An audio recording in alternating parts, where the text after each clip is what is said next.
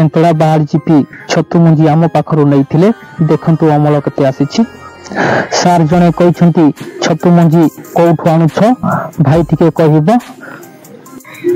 नमस्कार, जय मां महामाई छतु फार्म को आपण मान को स्वागत।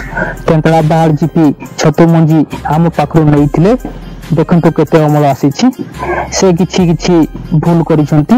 भूल रो कारण हैला से छतु बेड गुड़िक पाखई करी बेड पकाइछंती हेले भी अमल आसी। से आमको बेड पकाइबार 7 दिन पर फोन करथिले। कारण केते दिन रे छतु बेड पॉलिथिन खोला जाए से बाबद रे पचारिथिले और तांकर छतु बेड रो मध्य फोटो छाड़िथिले। आमे तांको ठीक भाव रे गाइड करिछु।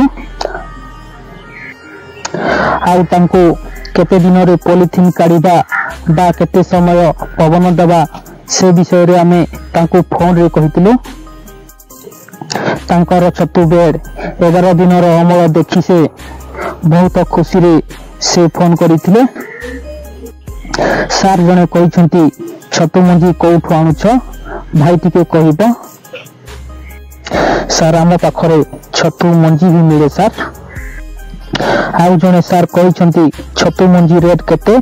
सार छतु मंजी रेट मु आउ गोटे वीडियो माध्यम रे कहबी। ओके सार, जदि आपण मानको मां महामाई छतु फार्म चैनल टी भलो लागि थाए लाइक सब्सक्राइब करंतु।